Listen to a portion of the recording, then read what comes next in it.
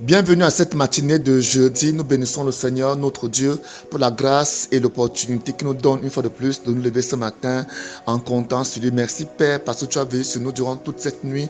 Merci parce que tu nous as levés ce matin. Merci Seigneur pour la grâce de la vie, la santé. Merci Seigneur Jésus, au nom puissant de Jésus qui est de Nazareth. Amen. Ce matin, nous parlerons de la réalité du combat spirituel. L'apôtre Paul, ici, nous exhorte, nous montre que nous sommes en combat. Parce qu'ici, à partir du verset 10 au verset 17, il nous enjoint de revêtir l'armure de Dieu. L'armure de Dieu. Quand il parle de l'armure de Dieu, c'est l'armure de Dieu lui-même, l'armure qui vient de Dieu. Car il ne peut pas te demander de revêtir cette armure-là s'il n'y a pas de combat, s'il n'y a pas de guerre, s'il n'y a pas une bataille. Voilà pourquoi ce matin, nous devons être conscients que nous sommes dans un monde, n'est-ce pas? Mais ce monde ne nous appartient pas. Nous sommes dans un monde de ténèbres dans lequel nous sommes appelés à mener des batailles spirituelles. Il y a une guerre spirituelle qui a été déclenchée entre Lucifer et Dieu, entre Satan et Dieu, entre la lumière et les ténèbres. Et en tant qu'enfants de la lumière, nous devons être conscients de notre engagement dans ce combat. Le fait que tu es né de, de, de nouveau, t'a inscrit définitivement dans l'armée de Dieu, dans l'armée des guerriers de Dieu. Alors Paul, en nous donnant, n'est-ce pas, ces instructions, nous amène, n'est-ce pas, à être conscients de la guerre, de la bataille spirituelle dans laquelle nous sommes engagés de manière définitive. Et cette bataille spirituelle se mène dans l'esprit. Ce n'est pas une bataille que nous menons avec les armes physiques, avec les armes charnelles, avec les armes élémentaires. Non, mais c'est une bataille spirituelle que nous devons mener avec les armes de Dieu. Donc Paul ici nous amène à être conscients de la différenciation entre les armes physiques et les armes spirituelles. La différence entre les armes charnelles et les armes spirituelles, les armes de Dieu. Amen. Alors il dit, verset 10, pour conclure, puisez votre force dans le Seigneur et dans sa grande puissance. Verset 11, il dit, revêtez-vous de l'armure de Dieu. Revêtez-vous de l'armure de Dieu afin de pouvoir tenir ferme contre toutes les ruses du diable. Vous voyez ici que la Bible dit que c'est en ayant les armures de Dieu que tu pourras tenir ferme contre toutes les ruses du diable. Il n'a pas dit que tu vas les éviter ou bien tu vas les fuir, mais ces ruses viendront vers toi. Parce que Satan t'attaquera par ces ruses. Donc tu dois être prêt et armé. Tu dois avoir l'équipement spirituel, n'est-ce pas, constamment dans ta vie pour que tu sois toujours prêt à résister, à réagir face aux ruses de Satan. Il faut comprendre que Satan, avant de t'attaquer, ne sonne pas l'alarme. Il n'y a pas de trompette, il n'y a pas une alarme qui est sonnée pour dire mets-toi, voilà, j'arrive, tiens-toi prêt. Non, il attaque même de manière furtive. Alors nous devons toujours être prêts. Voilà pourquoi il dit revêtez-vous de l'armure de Dieu afin de pouvoir tenir ferme contre toutes les ruses du diable. Car nous n'avons pas à lutter contre les êtres de chair et de sang, mais contre les puissances, les autorités, les pouvoirs de ce monde des ténèbres, contre les esprits du mal dans le monde céleste. Donc l'apôtre Paul ici nous enseigne, il nous montre nos ennemis. Il dit notre combat n'est pas dirigé contre les hommes, contre les êtres humains, contre les êtres, n'est-ce pas, de chair et de sang. C'est-à-dire, ça peut être ton père, ta mère, tes frères, tes soeurs, tes voisins, je ne sais pas moi, mais il dit en tout cas que notre combat n'est pas dirigé contre la chair et le sang. Donc les armes avec lesquelles nous combattons ne sont pas les armes capables de faire du mal à la chair et au sang, mais notre combat est dirigé contre quoi? Contre les puissances. Il décrit ces êtres comme des puissances, il n'a pas donné des noms, parce qu'il y a beaucoup aujourd'hui qui donnent des noms. Ici Paul nous dit nous avons à lutter contre, n'est-ce pas, les puissances, n'est-ce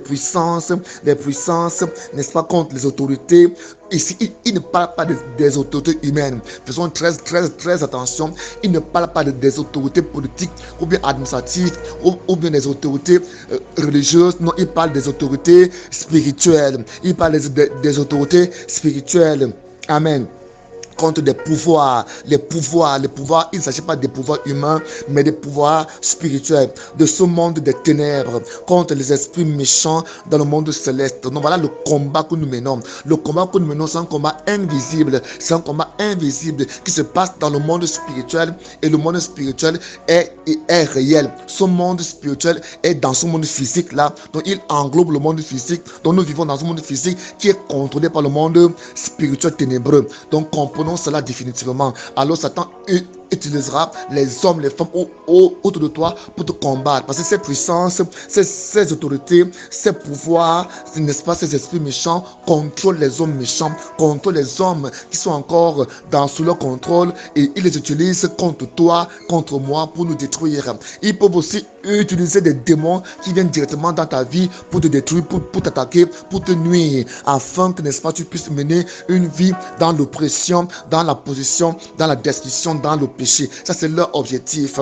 Alors l'apôtre Paul dit, c'est pourquoi, ayant conscience de ce combat, étant conscient de ce combat, étant conscient que nous sommes appelés à mener un combat spirituel, il dit, c'est pourquoi endosser l'armure que Dieu donne afin de pouvoir tenir, de résister aux mauvais jours et tenir ferme après avoir fait tout ce qui était possible. Amen. Donc ici, il montre que l'armure que tu as la capacité de te permettre de résister, de résister. Vous voyez qu'au verset 11 et au verset 12, au verset 13, il parle de résister d'abord, de résister. Et je m'appelle très bien dans 1 Pierre 5, verset 8, il dit, résistez au diable et il fuira loin de vous. Donc la majorité des armes que Dieu te donne, que Dieu nous donne, sont les armes de résistance, les armes d'opposition, les armes de contrôle, les armes, n'est-ce pas, de résistance face aux affres, face, n'est-ce pas, aux attaques de l'ennemi, face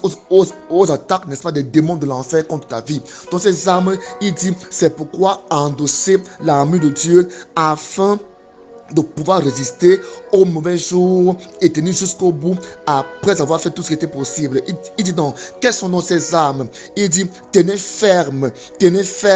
Troisième fois, tenez ferme. Verset 11, il dit, afin de tenir ferme contre toutes les ruses du diable. Verset 13, il dit, afin de pouvoir résister aux mauvais jours. Verset 14, il dit, tenez donc ferme.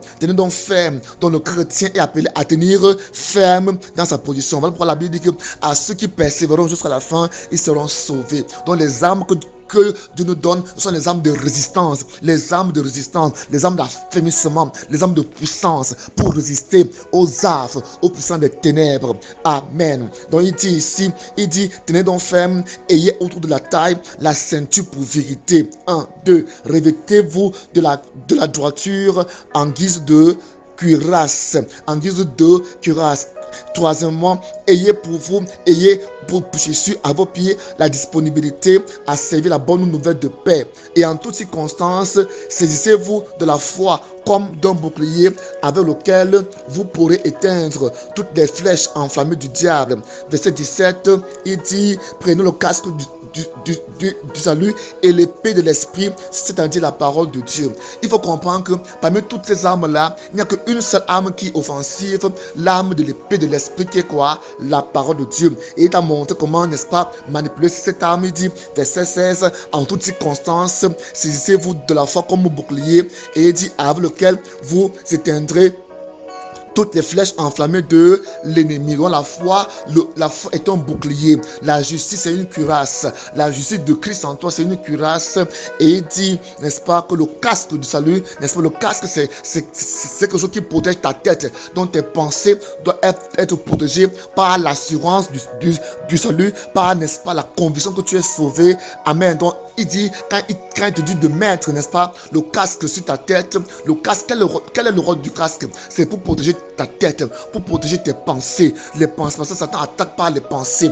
Et la justice, c'est quoi? C'est un vêtement, c'est une cuirasse.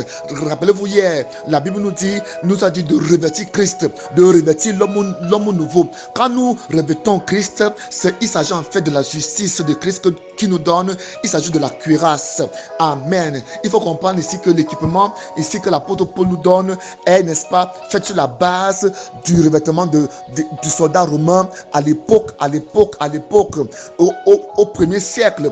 Donc, alors aujourd'hui, comprenons donc que le chrétien est un guerrier qui doit avoir, n'est-ce pas, une armure. Il doit avoir une armure. Il ne s'agit pas ici de toujours prier et dire, voilà, je porte le casque du salut, je prends l'épée de l'esprit. Non, tu es toujours équipé. Cet équipement est en toi. Même quand tu dors, même quand tu sors, l'équipement là est en toi. Donc, quand il dit de le revêtir, ça veut dire que tu dois être conscient de ça. Tu dois entretenir cette armure par la parole de Dieu, par la prière et être toujours prêt. C'est ce que l'apôtre Paul dit pour toi. Alors, ce matin, sois béni au nom puissant de Jésus-Christ de Nazareth. Mon nom c'est Bled Bethiem. Soyez béni au nom de Jésus-Christ. Amen.